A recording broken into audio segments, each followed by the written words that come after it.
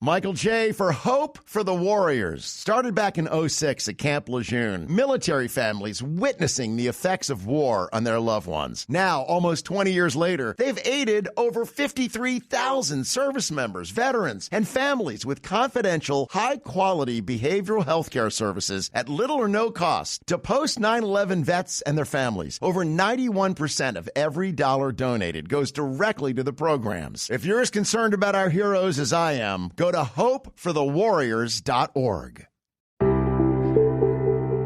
Hello and welcome to the Paddock and The Pavilion with Stephen Wallace. In each show, Stephen will interview someone connected to the world of horse racing or cricket. Hello everyone. FairBreak is a movement which the Paddock and The Pavilion is pleased to support.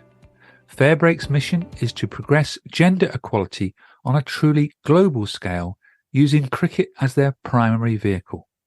The second FairBreak Invitational tournament was held in Hong Kong between April the 3rd and the 16th.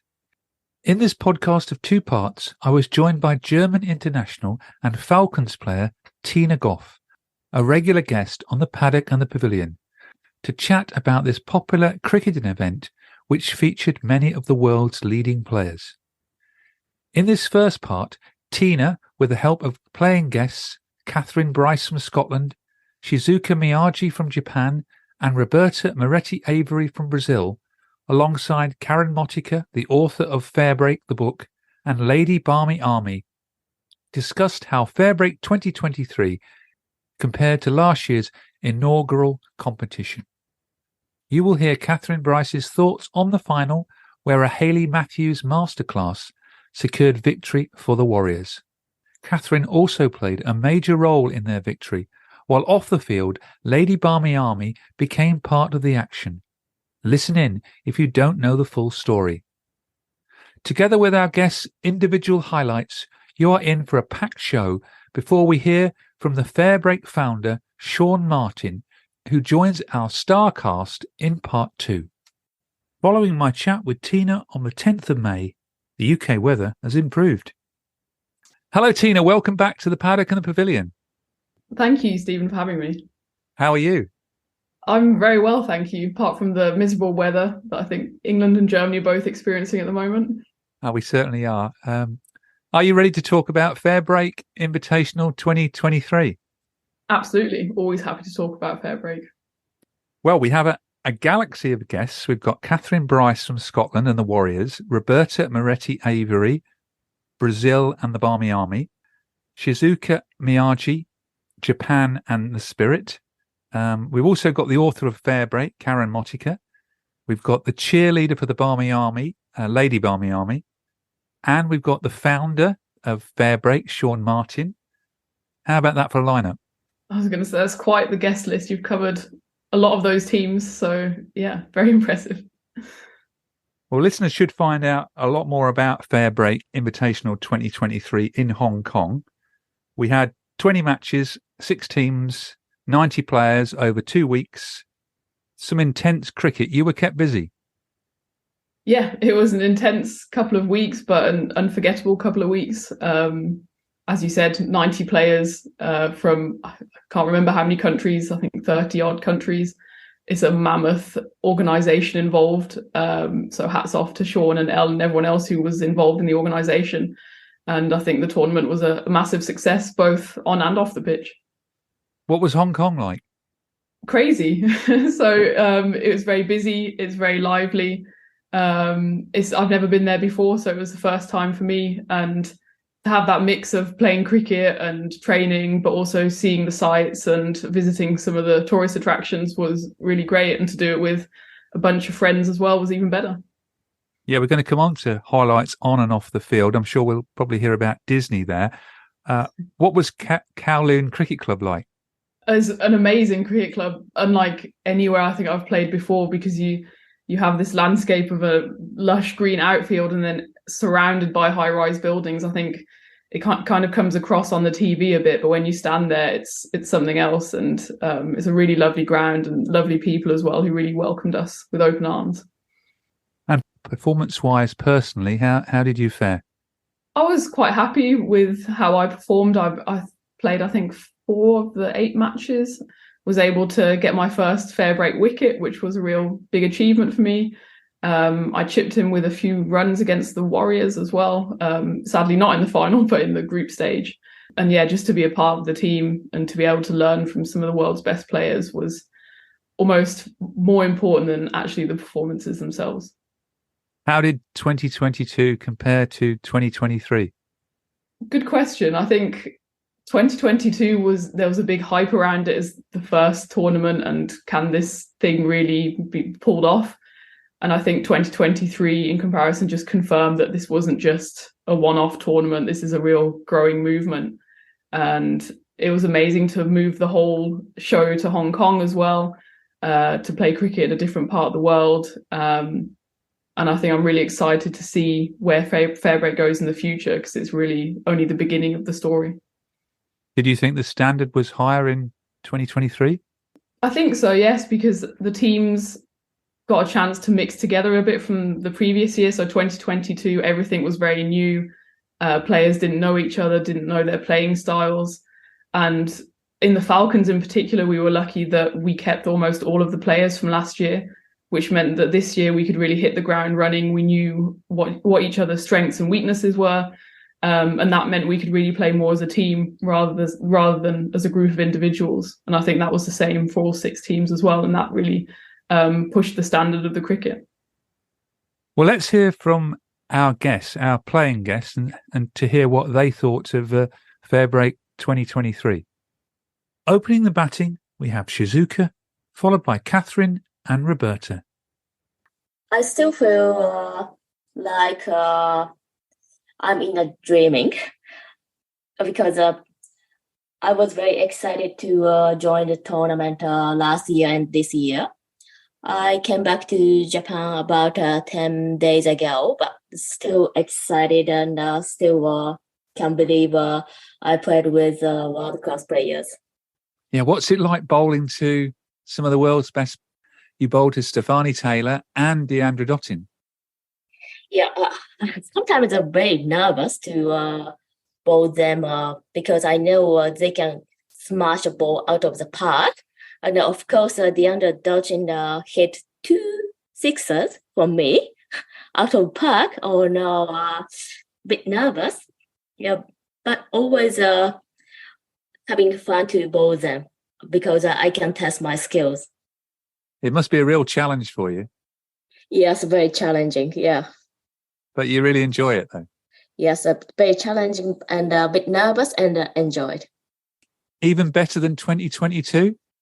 Yeah, I think so. It was fantastic to be back again. And I think there was a definite year of excitement with everyone kind of coming together again. And it also not being, I think with FairBreak 2022, most people that were coming together, you didn't really know anyone. So you're getting to know lots of different people from everywhere. And it was still a bit of COVID as well. So there wasn't the same sort of freedom and being able to do whatever you wanted. So I think finally being able to make it to Hong Kong, to meet up with lots of people that you'd kind of met for the first time last year and catch up and everything like that again. It was fantastic to be back again. Is there a different type of vibe to the FairBreak than any other tournament? Yeah, definitely. I think with most other tournaments, it's very much the individual teams and getting them together and that team becoming one and trying to, and the real aim of that is winning the tournament. Whereas I think with FairBreak, you've all got your individual teams, but at the same time, it's the whole tournament, and everyone kind of coming together and learning from different players and the excitement of playing against players in different teams as well. And it's not necessarily just about winning at the end of the day. It's about kind of developing and seeing all these different players get to experience cricket in a new way. One of the biggest learnings was, it was a good challenge actually with the dimensions of the pitch that we had as well. It was shorter, tended to be shorter on one side and a bit longer on the other side. So just kind of adapting the plans that we had a little bit to account for that, I think was a big learning and something that was exciting to have as part of the game. It must be fantastic playing with and against these players though. Yeah, definitely. I think having the experience of someone like Mignon, but also someone like Phoebe who's just up and coming, having those kind of players, and Hayley as well, that you get to play alongside, but then also having the experience of playing against the likes of Deandra Dottin, where you know that you've got to be right on the money, otherwise it's going to get absolutely sent out of the ground, and you could be in for quite a long over. So just kind of knowing that you've got to be right on the top of your game is really exciting. It was such a good moment to be back at FairBreak. We have a lot of our team again together, which showed a very good connection. Laura Winfield Hill was an amazing captain. We had a new coach, a very good connection with the whole group. And also, I think the level of this FairBreak was so good. We could see amazing bowling, amazing batting, amazing fielding from all players. So I can definitely say that it was a step higher in the level that we played last year. I could tell you enjoyed it watching it on the television. I definitely enjoyed it. I love playing cricket. I love playing international cricket, and I love playing with women that are so good. So I always say that when I get to FairBreak, I'm in a place that everybody wants to talk women's cricket. Everybody's in love with women's cricket. I find my tribe. Those are my people. So yeah, it's a very good tournament to be part of. Oh. Tina, have you read FairBreak, the book? I haven't yet, but I did get a copy for myself when I was in Hong Kong. So as soon as I have a bit of a break in the cricket season, I think I'll put it in my cricket bag and read it every time I get a moment, because I'm really looking forward to reading the story. Because the author, Karen Motyka, was in Hong Kong, and I wanted to know what her thoughts were about FairBreak 2023. And this is what Karen had to say about the event. Oh, it was an incredible experience, Stephen. I'm so glad I made the trip to Hong Kong, because initially I was questioning whether I had the emotional capacity for it after being in the UK for 3 weeks organising my mum's funeral. But look, it was really lovely to leave my own family and be welcomed into the arms of the FairBreak family, and to meet and spend quality time with so many characters from the book. So, to meet Jeff Lawson and Isabel Duncan, Vidya Rao, Laseo Poe, Colin Tennant, Deirdre McGee, Simon Torfel, Sana Mir, Alex Blackwell. I also met and spent time with the media team. So that's Claudia, Ebba, Roshni, Anisha. And wow, those girls do an amazing job at posting the footage and the photos of all the action on social media throughout every day of the tournament. And let me tell you, it's insanely busy in the media tent. I was just blown away by how much work they get through in a day. It was lovely to meet Jayesh Dansinghani, who is a Hong Kong-based commentator who was just lovely. He gave me a big hug when I first met him and thanked me for including an article that he'd written about the Dubai tournament in the book. So he was super excited to get a chance to be part of the commentating team in Hong Kong, and he's a really, really lovely guy. I just loved being able to climb up the stairs to the top of the Kowloon Cricket Club and visit the commentating room, and to go into the beating heart of that workplace. So where Adam Collins and Izzy Duncan and Georgie Heath and Alex Blackwell and Jeff Lawson and, spend their day broadcasting to the world. And we had Daniel Norcross and Alex Hartley from the UK join the commentating team in Hong Kong as well this year. So that was fantastic to meet them too. And it was really interesting to see what they do and the preparation that they put into the commentary that goes out to the world, and how they rotate the pairings throughout the matches. Talking of family, it was really refreshing to see how family friendly the FairBreak Invitational is for the management staff and the players and the commentators as well. There were quite a few FairBreakers there with their partners and their small children. Adam Collins told me at breakfast one morning that he'd never be allowed to cover a men's tournament with his wife and babies in tow. And Alex Blackwell took her baby Edith, who's just learning to walk, onto the pitch to crawl around after the games. I met players in the hotel lift with their toddlers in prams and, met them in the pool having family time after, matches that they were in. You talk about the FairBreak family, you've got to include the Cricket Hong Kong staff. So, I met Ravi Nagdev, who's featured in the book, and Mark Farmer from Cricket Hong Kong, and some of the big sponsors like Paul and Vanessa Burnham, who own the Barmy Army team, and the Canadian venture capitalists, Cayman Ventures, who own the Falcons team. So yeah, it was great. It's a big family. Yeah, it sounds like it. And were you all in the same hotel? We were, yeah. So the hotel we were all staying in is called the Royal Garden in Hong Kong. It's a big hotel. So everyone was there. And this is from a previous non-cricket fan as well. I know. So yes, I've gone from woe to from zero to kind of tossing coins at an international cricket match. It's kind of surreal, really. I was going to ask you that. Did you ever think you would be tossing the coin at a major cricketing match? Seriously, no. Spinning my tennis racket to choose ends at my Thursday ladies tennis comp is the closest I've ever got to this type of pre-game activity. So yes, it was surreal. So it was my first day in Hong Kong. I'd just flown in the evening before. I was a bit jet lagged, hadn't slept much.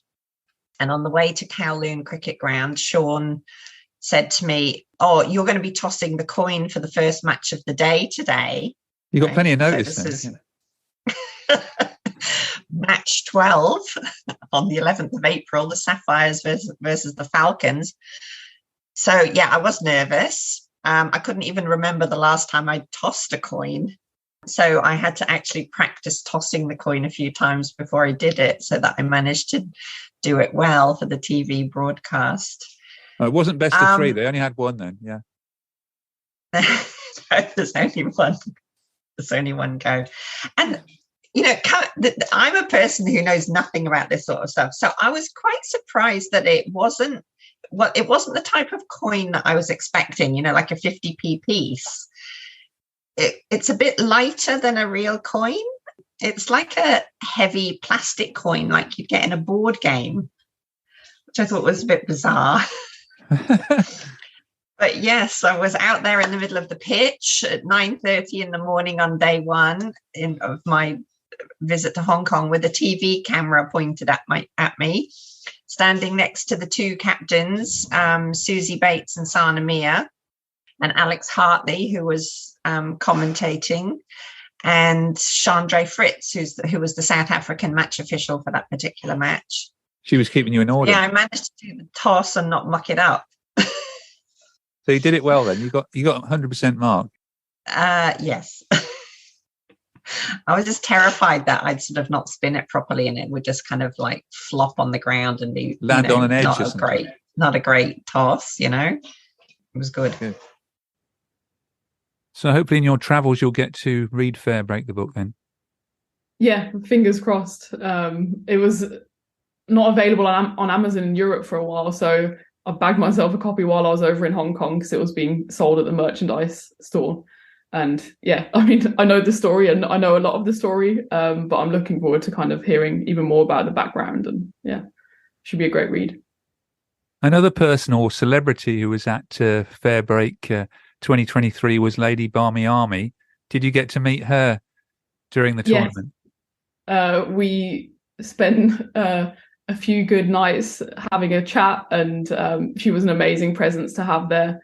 A real good egg, and it's great to have her there representing the Barmy Army, and she was making a lot of noise in the stands as well. So yeah, a fantastic ambassador for the Barmy Army and for FairBreak as a whole.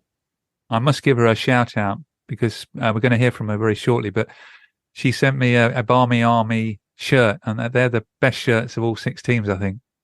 Well, I beg to I would disagree with that, but maybe I'll have to send you a Falcons shirt as a retaliation.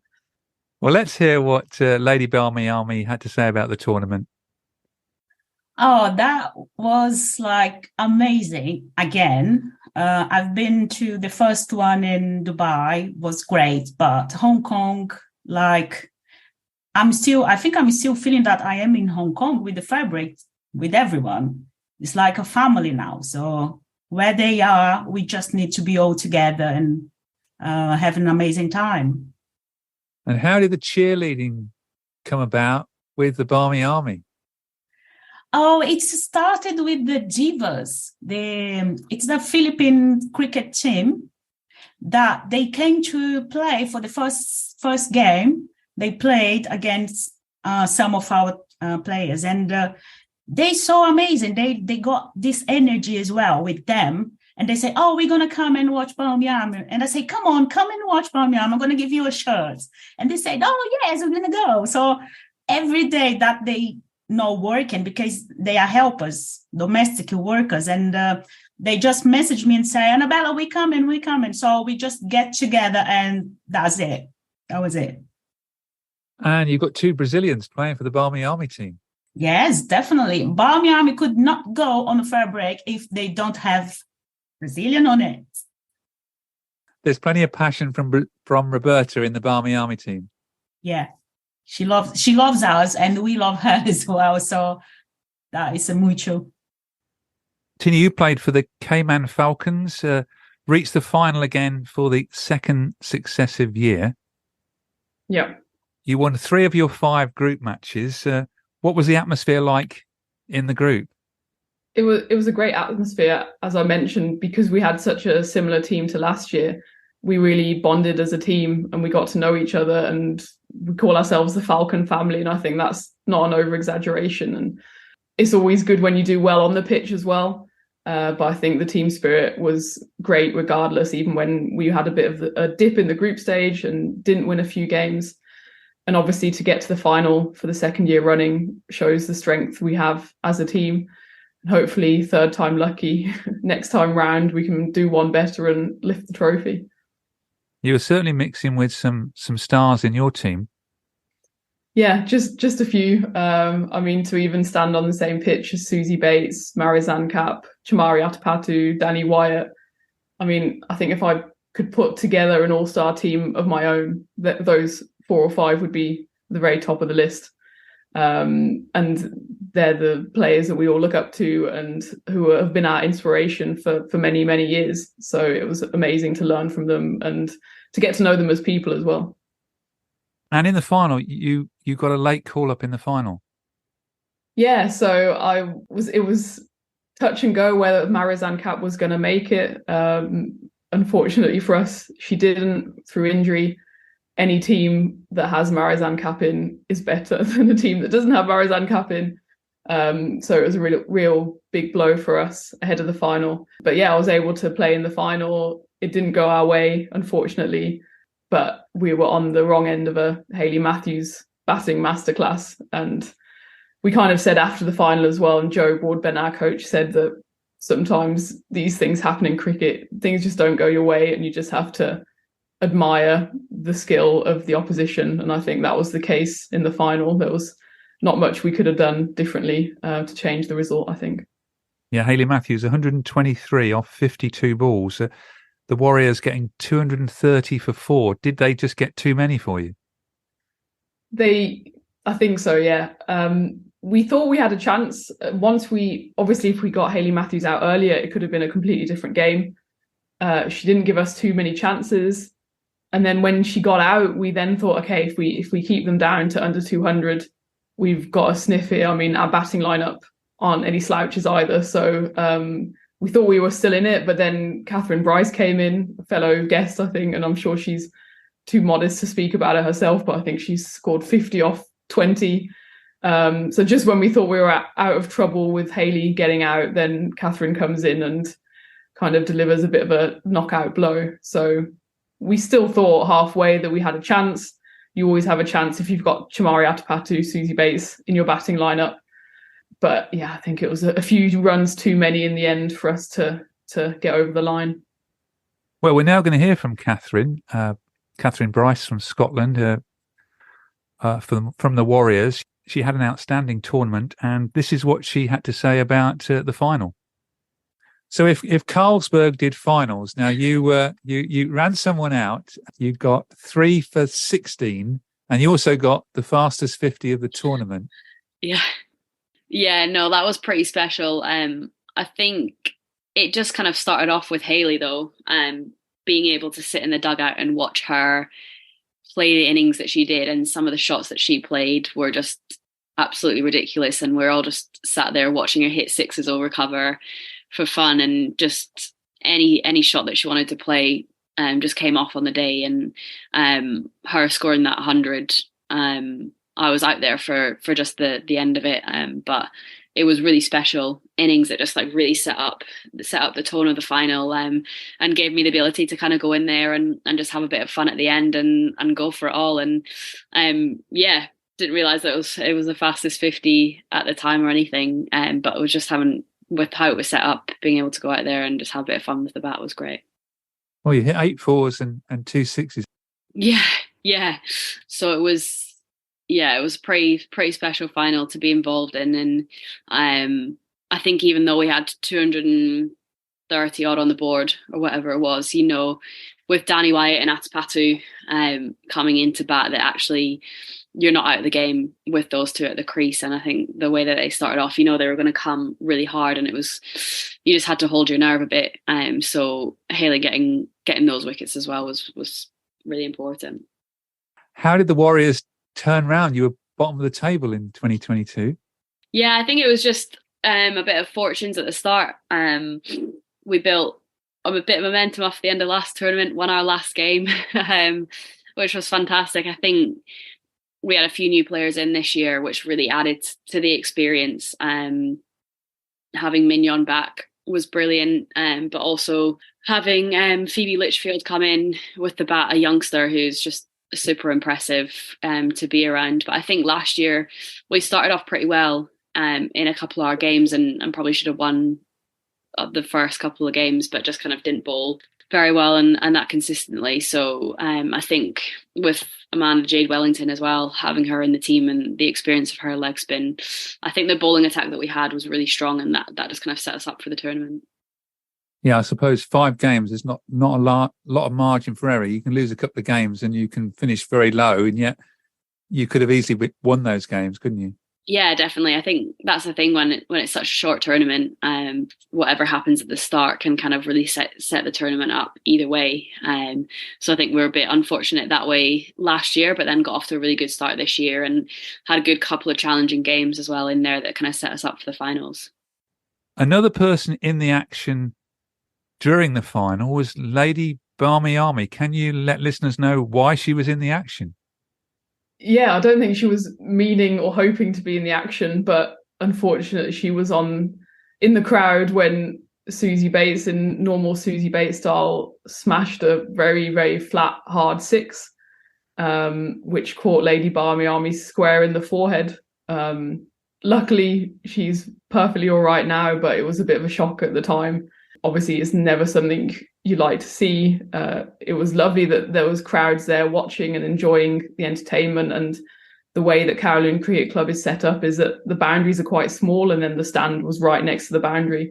And the pace that Suzie hit it meant that there was almost no time for her to react. But thankfully, she's all right, and she still left, I think, with a smile on her face and a good story to tell as well.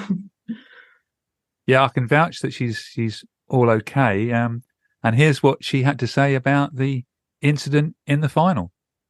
You were certainly in the action in the final. How's your head? My head is perfectly well. I can't believe I am okay. I really can't believe I am okay. That was a shock, really shock.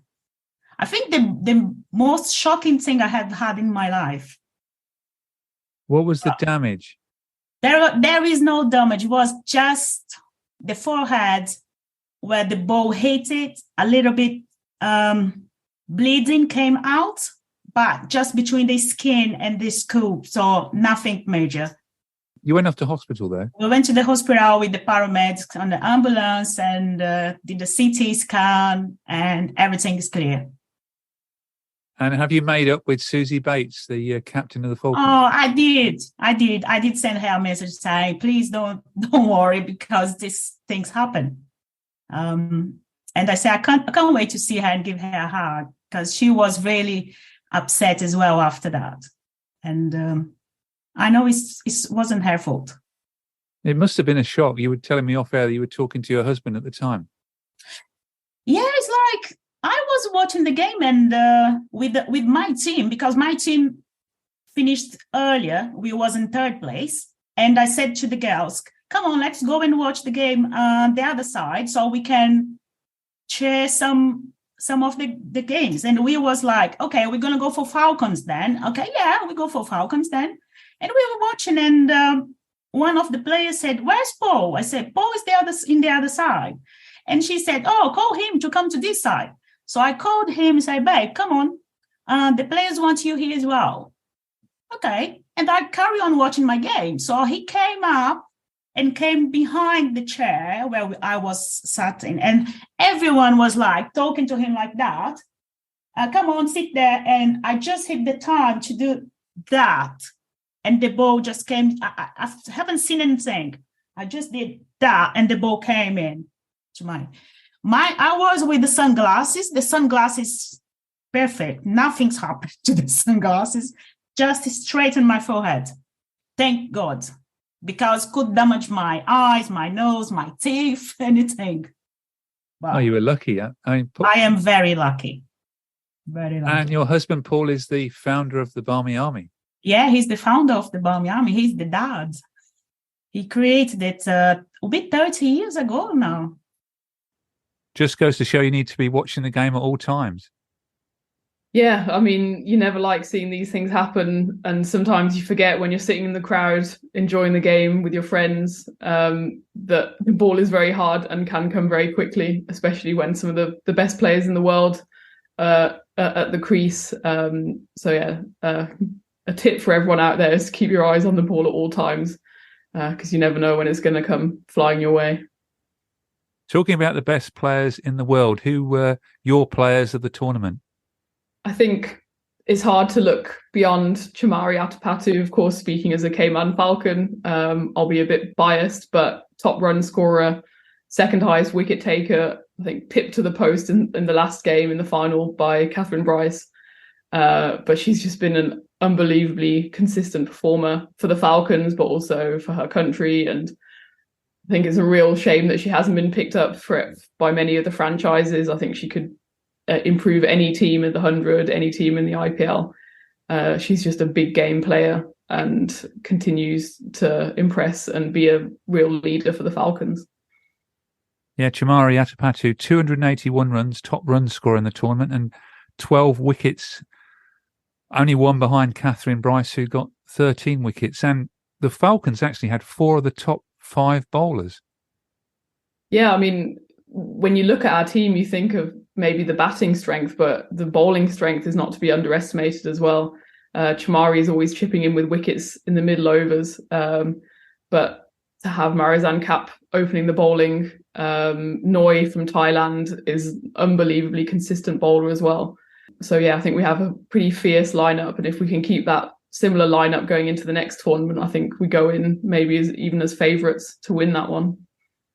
Another player who scored a century in the FairBreak Invitational event was Lauren Winfield-Hill, and Roberta Moretti Avery, we can never get enough of Roberta. She spoke highly of Lauren, and this is what she had to say. Lauren Winfield-Hill scored the first century of FairBreak 2023 for the Barmy Army, 120 of 64 balls. What a performance. It was such a good performance. So good to watch. You can see the way she plays. She plays positively. She plays aggressively. She's a very level. She's so clear with what she wants to do. And it's so down to earth. It was so good to have her in the squad. Good leader, calm and positive leader. I think that those things is so good because I'm a captain in Brazil. And today I was playing a game with the Brazilian team in the local league. And there was a moment that the team needed a voice to calm everyone down. And I remember, like, just do a little bit of a Loudon Winfield Hill, just go over there and say, like, guys, everything's under control, relax, we know what we are doing. And so you can see that they inspire us not only on the batting, on the bowling, on the fielding, but how they are, how they lead, how they talk and people manage. So these are things that I love. And I think that I look a lot into the captains that I played in FairBreak and say, you know what, you guys can teach us a lot. So it's another big learn you get out of FairBreak. Absolutely. We are looking at everyone all the time. These players are the best players in the world for a reason. So we want to know what they are doing. How are they warming up? What are they thinking? How are they approaching the game? What are they doing afterwards, after a good game, after a bad game? How do they manage? Because everybody can hit a ball. Everybody can bowl a ball. They are the best for something that they are doing differently. And we want to learn. So all the ears are open, all eyes are open every time we're doing FairBreak, because you can just learn so much from just observing these players. We mentioned it earlier, but what was your highlight on the field? I think there would be two highlights for me. One was my little batting cameo against the Warriors, where I was able to hit Amanda Jade Wellington for a couple of fours and fellow guest star Kathryn Bryce for a boundary as well. So it was nice on a personal level to show that I could bat as well. And I think the final was just a highlight, although we ended up on the wrong side of the scoreline. Just to be involved in the final, there was a nice crowd in, and to be part of such a spectacle was really an honour. So I think those would be my two on the pitch highlights. Well, let's hear what our other guests' highlights on the field were. Japan and Hong Kong always play against each other more than 10 years. And one of our space girls, her name is Betty Chan. She is my best friend in Hong Kong, and we know each other more than 15 years. But we always play against, but we are very lucky to play with same team. It is very lucky, and we learned a lot from World Class players, and had a great time with her. It was different playing with her rather than against her then? Yeah, very nice to play with. What was your own personal highlight of the tournament? Personal highlight. You can say catching your sister if you want. Honestly, everyone seems to be blaming me for that, but I think it's her own fault for whacking it out to deep cover her first ball. Highlight of the tournament. I think getting Atapatu out and the way that I bowled the first game against the Falcons was a big highlight for me. I think I struggled. I didn't have the best year last year with the ball, so being able to come out this year and start strongly for the Warriors, I think was a big highlight of mine. It has to be the first catch that I took. I was a sub on that game. In the 8th over, I was told that I was going to come in the 10th.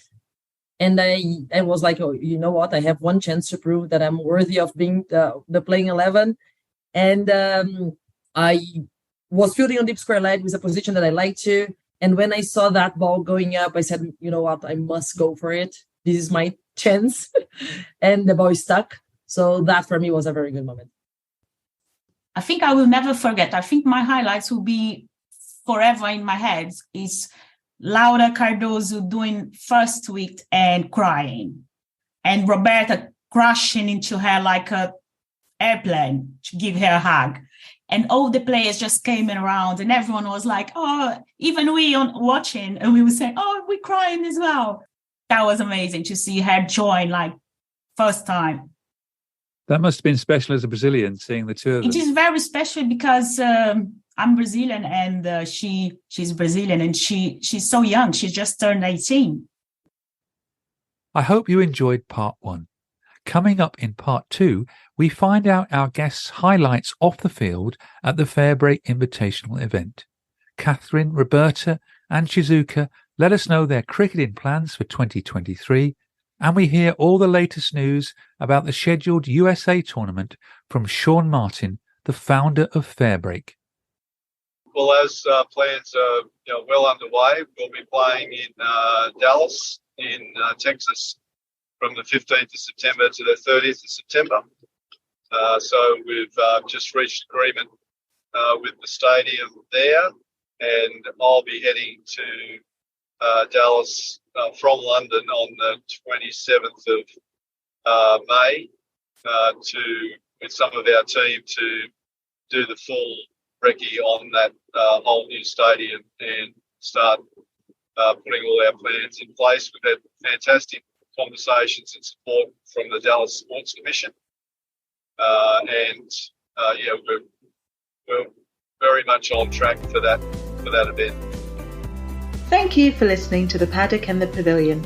Follow us on Twitter, Facebook and Instagram at the Pad and Pav.